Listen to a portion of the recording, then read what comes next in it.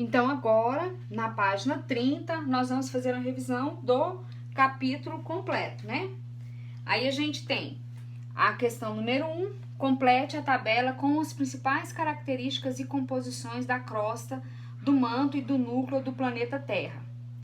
Então, eu tenho, de cada um, nós vamos falar a característica, a espessura e a composição. Então, eu tenho aqui, a respeito da crosta, né? Então, as características da crosta. Então, fazendo isso aqui, esse quadro aqui é para fazer um resumo de tudo que nós vimos. Então, a crosta terrestre é a camada sólida que envolve a Terra, formada por diferentes tipos de rochas e minerais. Ela é composta de duas partes, crosta continental e crosta oceânica. Então, tudo isso que nós vimos lá nas atividades anteriores. A espessura, nós vimos isso também, crosta continental. Ela tem entre 30 e 70 quilômetros e a crosta oceânica entre 5 e 10 quilômetros. Sua composição de diferentes tipos de rochas sólidas. Depois o manto é a camada intermediária logo abaixo da crosta. A sua espessura é até de 2.900 km de profundidade, sendo o manto superior até 650 km. E a composição é de quê? De magma, material derretido que forma as rochas no interior da Terra, ok? Depois o núcleo. As características é a parte central da Terra, também se constitui de duas partes, o núcleo externo líquido e o núcleo interno sólido. A espessura, núcleo externo de 2.900 km a 5.100 km de profundidade. Núcleo interno, cerca de 2.400 km de diâmetro. E a composição, supostamente por níquel e ferro. Ok? Continuando as outras questões. Então, nós temos aí, o que são placas tectônicas? Então, placas tectônicas são grandes blocos que formam a litosfera, perfeitamente encaixados uns aos outros como se fosse um quebra-cabeça já montado. Quais são as consequências de sua movimentação? Possui diferentes tamanhos e a movimentação dessas placas dá origem a cadeias de montanhas e falhas geológicas, além de provocar abalos sísmicos e vulcanismo, que nós acabamos de ver. Depois a questão 3. Qual a relação entre as correntes de convecção e a dinâmica das placas tectônicas? Como ocorre esse processo, né?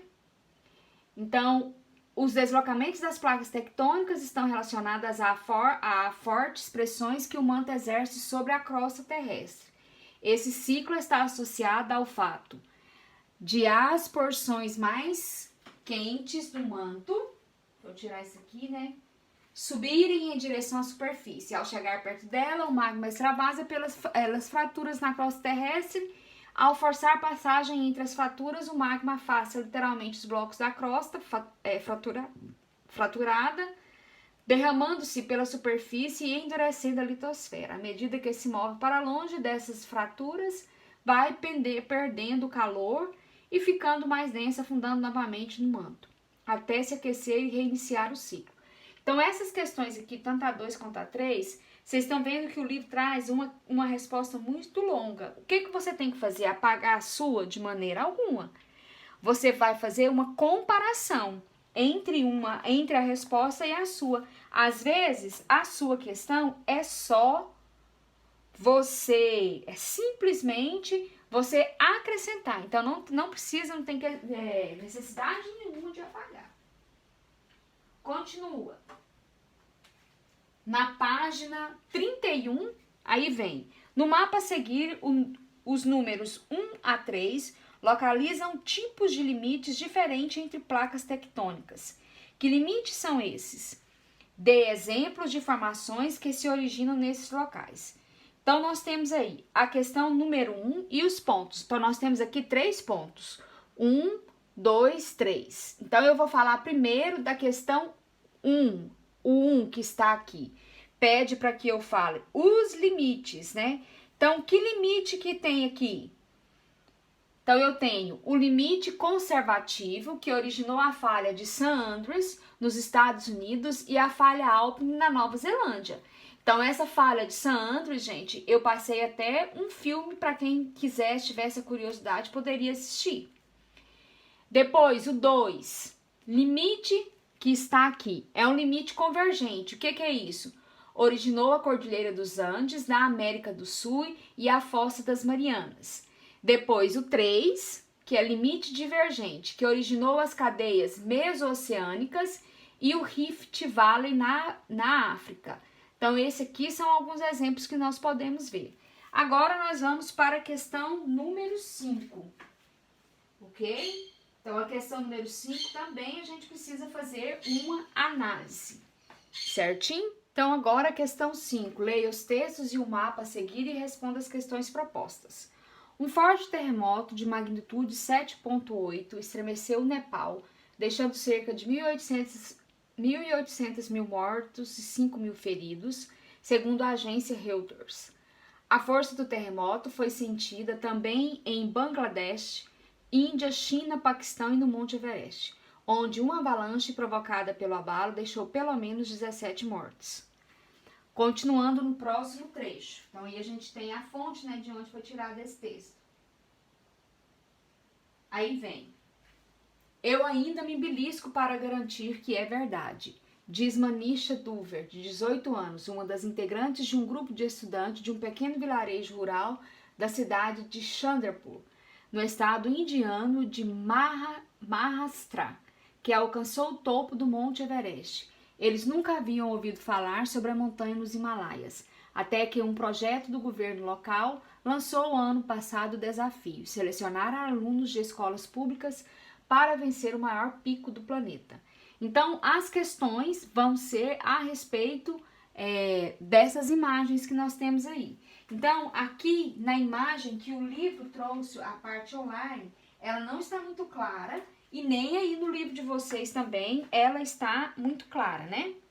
Mas a gente vai procurar facilitar para vocês aqui o máximo. Então, a gente tem a questão, a letra A, que vai ser sobre o Monte Everest, né? Então, o Monte Everest faz parte de uma cadeia montanhosa surgida na Era Cenozoica. Com base no que você estudou, explica o que é a Era Cenozoica.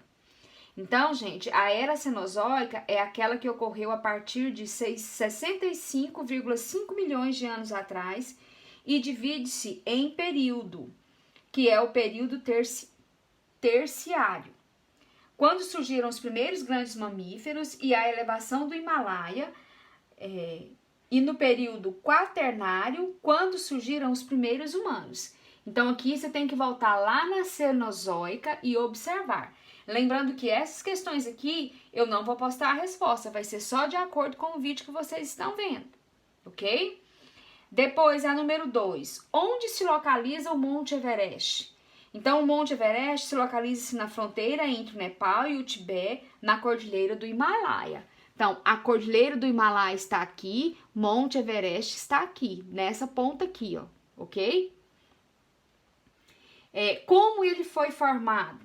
Então, ele surgiu, teve seu surgimento, né, devido aos grandes dobramentos ocasionados nas bordas das placas indo-australiana e eurasiana em colisão. Então, quando essas duas placas entraram em colisão, é que surgiu o Monte Everest. Letra C.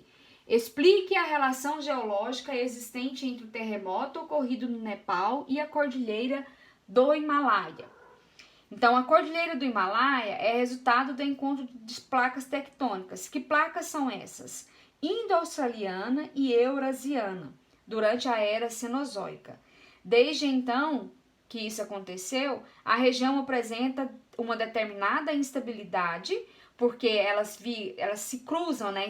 Elas estão em sentidos opostos, se movimentam em sentidos opostos. Então, apresentam instabilidades tectônicas que originam fortes terremotos, como ocorrido no Nepal. Então, aí, com essa resposta, a gente fecha essas questões do que já conquistei, ok? E aí, a gente finaliza a nossa aula de hoje. Então, bom final de semana para vocês e até semana que vem, ok? Tchau, fiquem com Deus.